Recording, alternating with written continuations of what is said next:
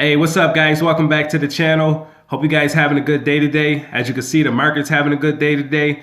The Dow, the S&P 500, and the NASDAQ are all up. They're all in the green today. We had some really good news come out that the U.S.-Iran tensions are starting to die down. So that's driving the stock market to go up. Good news always make the market go up. Bad news always make the market go down. Here I am on one of my favorite apps, which is the CNBC app. And I like to use this app to go through and look at all stock market related news and investing news and articles and stuff. I came across one article that I really want to share with you guys that I thought was fantastic and that we all can learn a lot from. So let's get into it.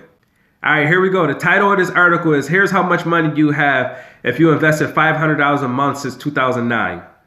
All right, so for those of you who don't understand the significance behind that year, 2008 and 2009 was the last time we had a market crash. The stock market tanked, the real estate housing market tanked, everything was hitting the all-time lows. That would have been a great time for you to start investing, and here it is 10 years later, we're at all-time highs in all markets. So if you would have started investing $500 a month at the beginning of the decade and put it into a savings account that earned little to no interest, you have about $60,000 saved up. Now that might seem like a lot, but that $60,000 wouldn't stretch quite as far as today as the same amount would have 10 years ago.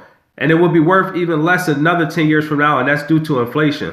Inflation causes prices to rise over time, making money less powerful. Now, a $20 bill will always be worth $20, but the amount of items you'll be able to purchase with that $20 bill today, you'll get less items in the future, and that's because of inflation.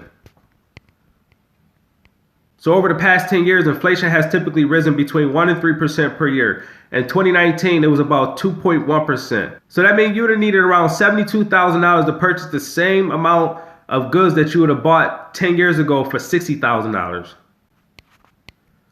So in order to beat inflation and ensure that your savings will work for you long term, it's crucial to invest in the stock market, whether through an employer-sponsored 401k plan, a traditional or a Roth IRA, or an individual brokerage account.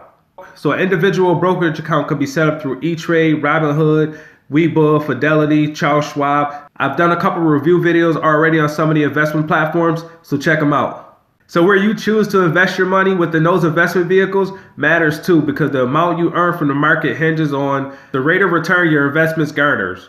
Here's exactly how much you have if your investments had grown at a 4, 6, or 8% return over the past decade, according to CNBC calculations. So if you invested $500 a month for 10 years and earned a 4% rate of return, today you would have $73,625. At a 6% rate of return, you would have $81,940. And at an 8% rate of return, you would have $91,473.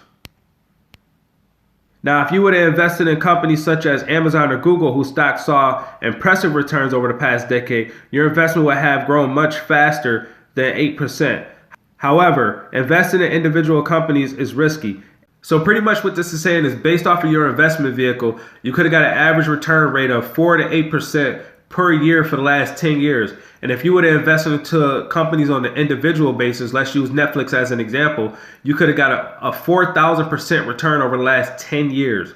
Now, yes, 4,000% is a lot. You could have made a ton of money off of an individual stock like Netflix, but you're also putting yourself more at risk because you're putting all your eggs in one basket. You can't predict if you're going to have a high flyer or not.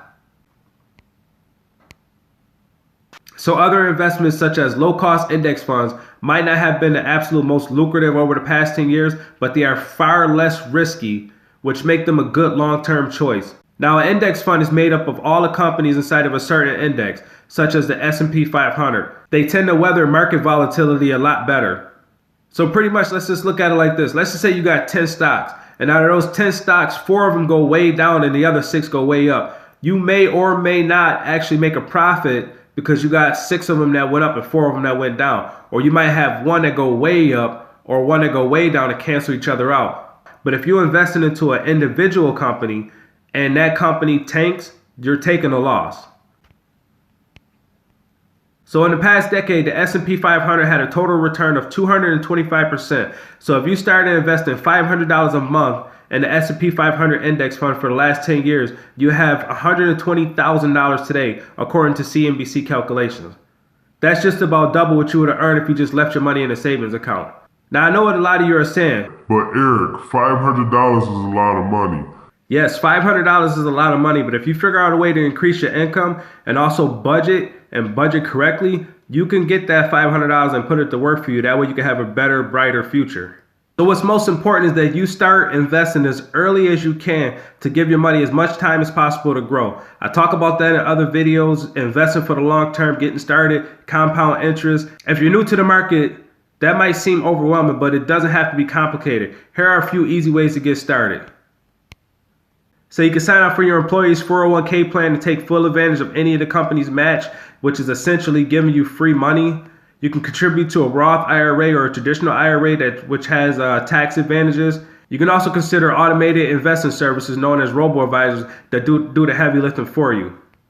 And with that being said, thank you guys for checking out another one of my videos. Make sure you hit that like button and subscribe. That way you can be notified when I post future videos. Also, down in the description below, I will be posting a referral link to Webull. Just by using my referral link, you can get one free stock just for signing up, another free stock for depositing any amount of money into your account. So you might as well do it anyways. And with that being said, I'll talk to you later. Thanks.